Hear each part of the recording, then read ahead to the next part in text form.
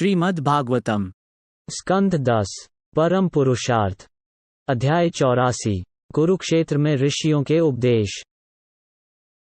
शुकदेव गोस्वामी ने कहा, पृथा, गैंगधारी, द्रौपदी, सुभद्रा, दूसरे राजाओं की पत्नियां और भगवान श्री कृष्ण के साथ जो गोपियां ग्वालों वाली सहेलियां थीं, वे सब भगवान श्री कृष्ण की रानियों के प्रति प्यार के इस अथाह सागर को देखकर हैरान हो गईं और उनकी आंखों में आंसू भर आए। जब स्त्रियां आपस में और पुरुष आपस में बातचीत कर रहे थे तो अनेक महान ऋषिगण वहां पहुंच गए।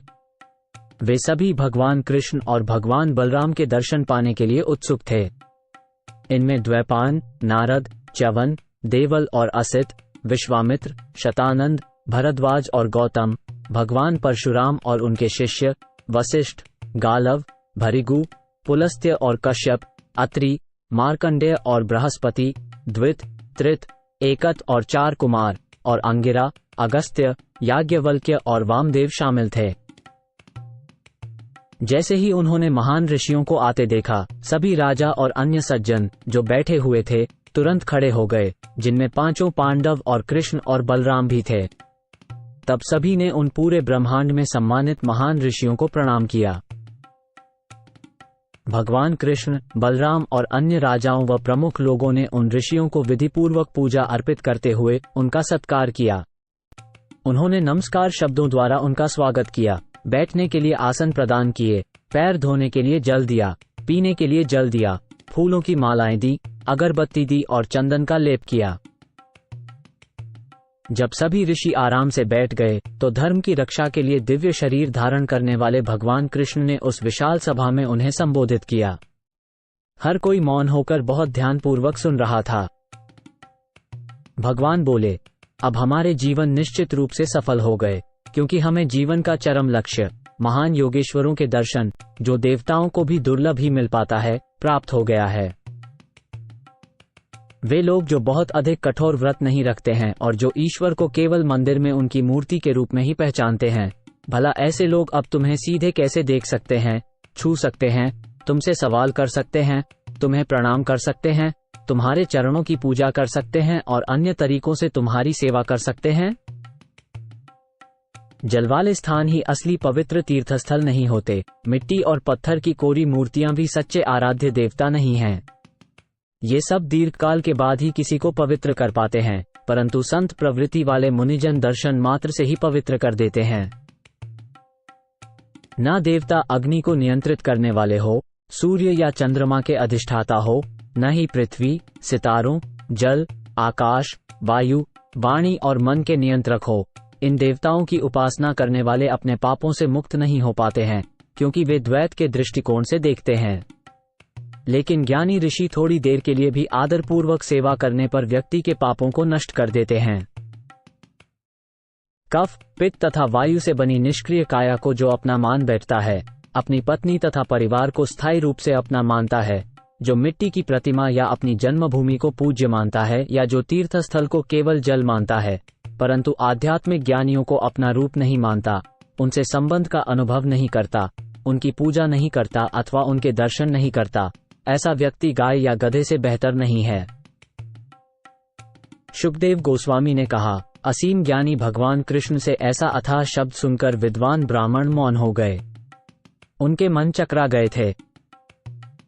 कुछ समय तक मुनियों ने भगवान के उस व्यवहार पर विचार किया जो एक अधीनस्थ प्राणी के व्यवहार जैसा था।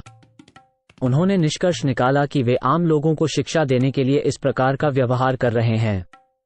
इसलिए वे मुस्कुराए और ब्रह्मांड के आध्यात्मिक गुरु से इस प्रकार बोले।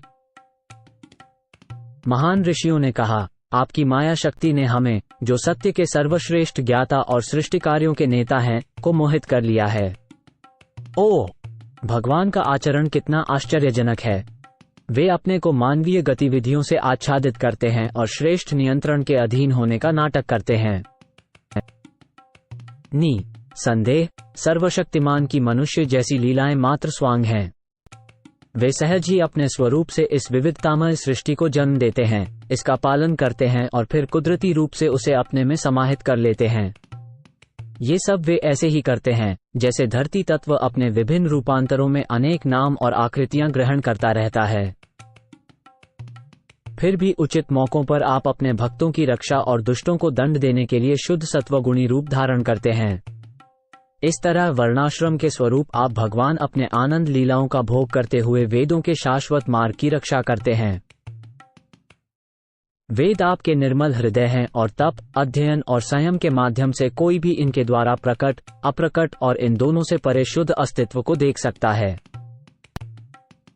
इसलिए हे परम ब्रह्म, आप ब्राह्मण समुदाय के सदस्यों का सम्मान करते हैं, क्योंकि वे ही पूर्ण रूपेण अभिकर्ता हैं जिनके माध्यम से कोई व्यक्ति वेदों के प्रमाण के आधार पर आपका साक्षात्कार कर सकता है। इसी कारण से आप ब्राह्मणों के सबसे बड़े पूजक हैं। आज हमारा जन्म, विद्या, तप एवं दृष्टि सभी पूर्ण हो गए हैं, क्योंकि हम समस्त संत पुरुषों के लक्ष्य आपके सान्निध्य को प्राप्त कर पाए हैं। निस्संदेह आप ही अनंत अर्थात परम आशीर्वाद हैं। हम उस अनंत बुद्धि वाले परमात्मा, पूर्ण पुरुषोत्तम भगवान श्री कृष्ण को प्रणाम करते हैं, जिन्होंने अपनी योगमाया से अपनी महानता को ढक कर रखा है। न ये राजा लोग और न वृषनिगण ही जो आपकी परम घनिष्ठ संगति करते हैं, आपको संपूर्ण सृष्टि की आत्मा और काल की शक्ति और परम नियंता के रूप में नहीं जानते हैं। उनके लिए आप माया के पर्दे से ढके हुए हैं। एक सोया हुआ आदमी अपने लिए एक दूसरी सच्चाई मान लेता है और खुद को अलग अलग नामों और रूपों वाला समझता है। इस तरह वो अपनी मूल पहचान को भूल जाता है, जो कि उसके सपने से बिल्कुल अलग होती है। उसी तरह जिसकी चेतना माया या भ्रम में पड़ जाती है, वो सिर्फ भौतिक चीजों के नामों और रूपों को ही देख पाता है। इस तरह वो अपनी याददाश्त खो देता है और आपको नहीं जान पाता। आज हमने आपके चरणों के दर्शन किए हैं, जो उस पवित्र गंगा नदी का उद्गम है जो अनेक पापों को धोती है। सिद्ध योगी आपके चरणों का ध्यान अपने हृदय में कर सकते हैं, परंतु केवल वे ही आपके चरणों में पहुंच पाते हैं जो पूरे मन से आपकी भक्ति करते हैं और इस प्रकार आत्मा के आवरण अर्थात भौतिक मन को दूर करते हैं। अतः आप हम अपने भक्तों पर कृपा करें। शुकदेव गोस्वामी ने कहा, हे ज्ञानी राजन। इस प्रकार कहकर मुनियों ने दाशोह, धृतराष्ट्र तथा युधिष्ठिर से विदाई ली और अपने अपने आश्रमों में वापस जाने के लिए तैयार हो गए। देखकर कि वे ऋषि अब जाने वाले हैं, आदरणीय वसुदेव उनके पास आए और उन्हें प्रणाम करके उनके चरणों का स्पर्श किया। इसके बाद उन्होंने बहुत ही सोच विचार कर चुने हुए शब्दों में उनसे कहा। श्री वसुदेव ने कहा, हे सभी देवताओं के अभ्यर्थनालय, मैं तुम्हें प्रणाम करता हूँ। हे ऋषियों, कृपया मेरी बात सुनें। कृपया हमें बताएं कि आगे के कर्मों द्वारा किसी के कर्म की प्रतिक्रियाओं का प्रतिकार कैसे किया जा सकता है। श्री नारद मुनि ने कहा, हे ब्राह्मणों, इतना कोई आश्चर्य की बात नहीं कि जानने की इच्छा के कारण वसुदेव ने अपने महान लाभ के विषय में हमसे प्रश्न किया है, क्योंकि वे कृष्ण को मात्र एक बालक समझते हैं। इस दुनिया में बहुत करीबी होने से तिरस्कार पैदा हो जाता है। उदाहरण के लिए, कोई व्यक्ति जो गंगा नदी के किनारे पर रहता है, वह अपने को शुद्ध करने के लिए गंगा नदी की उपेक्षा करके किसी दूसरे जल स्रोत पर जा सकता है। भगवान की चेतना कभी भी समय, ब्रह्मांड की उत्पत्ति और विनाश, अपने गुणों में परिवर्तन या किसी अन्य कारण से विचलित नहीं होती है, चाहे वह आंतरिक हो या बाहरी। हालांकि सर्वोच्च भगवान की चेतना, जो बिना किसी द्वितीय के अद्वितीय है, भौतिक संकट, भौतिक कार्यों की प्रतिक्रियाओं या प्रकृति के गुणों के निरंतर प्रवाह से प्रभावित नहीं होती है। फिर भी सामान्य लोग सोचते हैं कि भगवान अपनी ही प्राण और अन्य भौतिक तत्वों की रचनाओं से ढके हुए हैं। जैसे कोई व्यक्ति सोच सकता है कि सूर्य बादलों, बर्फ या ग्रहण से ढका हुआ है। शुकदेव गोस्वामी ने कहा, हे राजन, तब मुनियों ने वसुदेव से दोबारा कहा, जहां भगवान अच्युत और भगवान राम के साथ ही साथ सभी राजा सुन रहे थे। मुनियों ने कहा, निश्चित रूप से इस निष्कर्ष पर पहुंचा गया है कि कर्म का नाश दूसरे कर्म के द्वारा ही किया जा सकता है। जब मनुष्य श्रद्धा से भगवान विष्णु, जो सभी यज्ञों के स्वामी हैं, की आराधना के लिए वैदिक यज्ञ संपन्न करता है।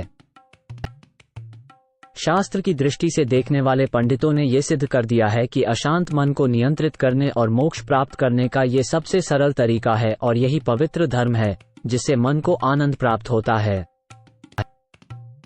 ईमानदारी से अर्जित धन से भगवान की निस्वार्थ पूजा करना धार्मिक द्विज गृहस्थ के लिए सर्वाधिक अनुकूल मार्ग है। धनवान पुरुष को चाहिए कि यज्ञ करके और दान कर्मों के द्वारा धन संपदा की अपनी इच्छा को त्यागना सीखे। उसे गृहस्थ जीवन के अनुभव से पत्नी और संतान की अपनी इच्छा का परित्याग करना चाहिए। हे संत वसुदेव, समय के प्रभाव का अध्ययन करके अगले जीवन में उच्च पदवी पाने की अपनी इच्छा का परित्याग करना सीखना चाहिए।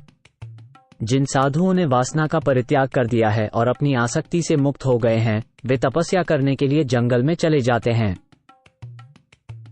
हे प्रभु, एक द्विज 3 प्रकार के ऋण लेकर जन्म लेता है: देवताओं का ऋण, मुनियों का ऋण और अपने पूर्वजों का ऋण। यदि वो यज्ञ, शास्त्र अध्ययन और संतानोत्पत्ति के द्वारा इन ऋणों को चुकाए बिना ही अपने शरीर का त्याग कर देता है, तो वो नरक में चला जाएगा। लेकिन हे महान आत्मा, तुम अपने 2 ऋणों से पहले ही मुक्त हो चुके हो, ऋषियों और पूर्वजों के ऋण। अब तुम वैदिक यज्ञों द्वारा देवताओं के प्रति अपना ऋण उतारो और इस तरह अपने को पूरी तरह से ऋण मुक्त करो और सभी भौतिक आश्रयों का त्याग कर दो। हे वसुदेव, निस्संदेह आपने इसके पहले समस्त जगतों के प्रभु भगवान हरि की पूजा की होगी। आप और आपकी पत्नी दोनों ने परम भक्ति से उनकी पूर्ण रूप से आराधना की होगी, तभी तो उन्होंने आपकी पुत्र रूप में भूमिका को स्वीकार किया है। शुकदेव गोस्वामी ने कहा, ऋषियों की इन बातों को सुनकर दयालु वसुदेव ने भूमि पर अपना सिर झुकाया और उनकी प्रशंसा करते हुए उनसे प्रार्थना की कि वे उनके पुरोहित बन जाएं। हे राजन, इस तरह उनसे अनुरोध किए जाने पर ऋषियों ने पवित्र वसुदेव को कुरुक्षेत्र की पवित्र भूमि पर कठोर धार्मिक नियमों और सर्वोत्तम अनुष्ठानिक व्यवस्थाओं के साथ अग्नि यज्ञ करने में लगा दिया। जब महाराज वसुदेव यज्ञ के लिए दीक्षित होने वाले थे, हे राजा, तो वृषनिजन स्नान करके सुंदर वस्त्र और कमल की मालाएं पहनकर दीक्षा मंडप में आए। अन्य राजा भी भव्य श्रृंगार करके आए और साथ में उनकी प्रसन्नचित रानियां भी थीं। उनके गलों में रत्न जटित हार थे और उन्होंने सुंदर वस्त्र पहने थे। ये रानियां चंदन के लेप से सजी थीं और हाथों में पूजा की शुभ सामग्री लिए हुए थीं। मृदंग, पटा, शंख, भेरी, आनक और अन्य वाद्य गुंजायमान हुए। नर्तकों और नर्तकियों ने नृत्य किया और सूतों और मागधों ने प्रशंसा गाई। मीठी आवाज वाली गंधर्वियों ने अपने पतियों के साथ गीत गाए। वसुदेव ने अपनी आंखों में काजल लगाया और अपने शरीर पर ताजा मक्खन लगाया। तब पुरोहितों ने शास्त्र के अनुसार उन और उनकी 18 पत्नियों पर पवित्र जल छिड़का। अपनी पत्नियों से घिरे हुए वसुदेव तारों से घिरे राजसी चांद जैसे लग रहे थे। वसुदेव ने अपनी पत्नियों के साथ मिलकर दीक्षा ली। उनकी पत्नियां रेशमी साड़ियां पहने हुए थीं और चूड़ियां, हार, पायल और झुमके पहने हुए थीं। वसुदेव ने मृगचर्म पहना हुआ था, जिससे वे बहुत सुंदर लग रहे थे। हे महाराज परीक्षित, रेशमी धोतियां पहने तथा रत्नजटित आभूषणों से सजे हुए वसुदेव के पुरोहितों और सभा के सदस्यों का तेज ऐसा था मानो वे देवराज इंद्र के यज्ञ स्थल में खड़े हों। उस समय बलराम और कृष्ण, सभी जीवों के स्वामी, महान राजसी ठाट बाट के साथ अपने अपने पुत्रों, पत्नियों और अन्य पारिवारिक सदस्यों के साथ विराजमान थे, जो उनके वैभव के विस्तार थे। वसुदेव ने विभिन्न प्रकार के वैदिक यज्ञों को यथाविधि संपन्न करके सभी यज्ञों की सामग्री, मंत्रों तथा अनुष्ठानों द्वारा ईश्वर की पूजा की। उन्होंने यज्ञ की अग्नि में आहुतियां डालकर और यज्ञ पूजा के अन्य नियमों का पालन करके मुख्य और गौण यज्ञों को पूरा किया। तब उचित समय और शास्त्रों के अनुसार वसुदेव ने बहुमूल्य आभूषणों से पुरोहितों को सजाया। यद्यपि वे पहले ही से सुसज्जित थे, और उन्हें गौएं, भूमि तथा विवाहोपयोगी कन्याओं का मूल्यवान उपहार भेंट स्वरूप दिया। पत्नी संन्यास तथा अभृत्य अनुष्ठानों का संचालन करने के पश्चात महान ब्रह्मर्षियों ने यज्ञ के प्रायोजक वसुदेव को मार्गदर्शन में लेकर परशुराम सरोवर में स्नान किया। पवित्र स्नान पूरा करने के बाद वसुदेव ने अपनी पत्नियों के साथ मिलकर पेशेवर भजन करने वालों को वे आभूषण और कपड़े दान कर दिए जो वे पहने हुए थे। इसके बाद वसुदेव ने नए कपड़े पहने और फिर सभी वर्णों के लोगों, यहाँ तक कि कुत्तों को भी भोजन कराकर उनका सम्मान किया। उन्होंने अपने सभी संबंधियों को, उनकी पत्नियों और बच्चों सहित विदर्भ, कौशल, कुरु, काशी, केकय और सृंजय राज्यों के राजाओं को, सभा के कार्यकर्ता सदस्यों को और पुरोहितों को, दर्शक देवताओं को, मनुष्यों को, भूत प्रेतों को, पितरों को और चारणों को बड़ी बड़ी भेंटें दी। तब भाग्य की देवी लक्ष्मी की शरण में रहने वाले भगवान कृष्ण से अनुमति लेकर विविध अतिथि वसुदेव के यज्ञ की महिमा का गुणगान करते हुए वहां से विदा हुए। यदुओं के सभी मित्रों, उनके नजदीकी परिवार के सदस्यों और अन्य रिश्तेदारों ने उनका स्वागत किया, जिनमें धृतराष्ट्र और उनके छोटे भाई विदुर, पृथा और उनके पुत्र भीष्म, द्रोण, जुड़वां भाई नकुल और सहदेव, नारद और व्यक्तित्व स्वयं भगवान व्यासदेव शामिल थे। इन सभी और अन्य अतिथियों ने स्नेह से पिघले हृदय के साथ अपने अपने राज्य के लिए प्रस्थान किया, लेकिन विरह की पीड़ा के कारण उनकी गति धीमी हो गई। अपने ग्वालबालों के साथ नंद महाराज ने अपने यदुवंशीय संबंधियों के साथ थोड़ा और समय बिताकर उनके प्रति अपने स्नेह का परिचय दिया। उनके इस विश्राम काल में कृष्ण, बलराम, उग्रसेन और अन्य लोगों ने उन्हें भव्य ऐश्वर्यपूर्ण पूजा अर्चना करके उनका सम्मान किया। अपनी इच्छाओं के रूपी विशाल सागर को इतनी सुगमता से पार कर लेने के कारण वसुदेव को पूर्ण संतोष की अनुभूति हुई। अपने अनेकों शुभचिंतकों की संगति में उन्होंने नंद महाराज का हाथ थामते हुए उनसे इस प्रकार कहा। श्री वसुदेव ने कहा, हे भाई, भगवान ने ही स्नेह नामक गांठ बांधी है, जो इंसानों को एक दूसरे के साथ मजबूती से जोड़े रखती है। मुझे लगता है कि बड़े बड़े वीरों और योगियों के लिए भी इससे मुक्त होना बहुत ही कठिन होता है। निस्संदेह भगवान ने ही स्नेह के बंधनों की रचना की होगी, क्योंकि आप जैसे महान संतों ने कभी भी हमारे जैसे कृतघ्न लोगों के प्रति अपनी बेजोड़ दोस्ती दिखाना बंद नहीं किया है, हालांकि इसका कभी भी उचित प्रतिदान नहीं किया गया।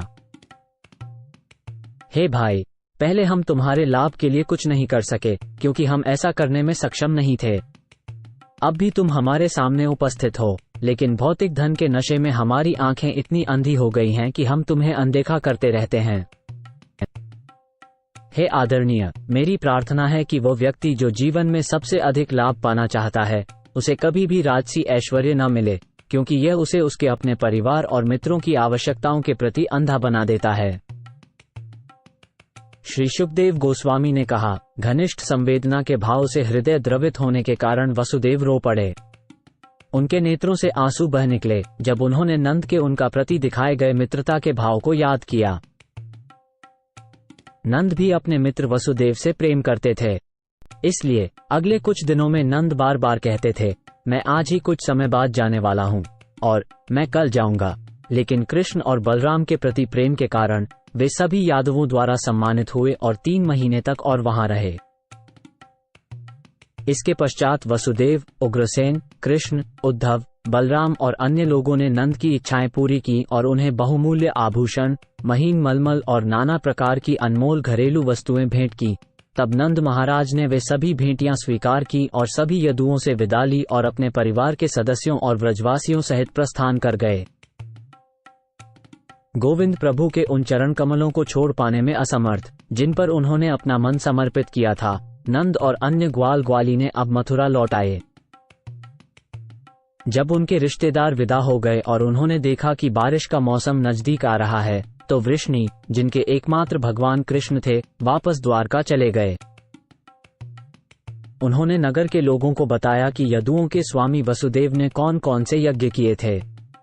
तीर्थयात्रा के दौरान उन्होंने अपने प्रियजनों से मुलाकात की थी, साथ ही और भी कई घटनाएं घटी थीं।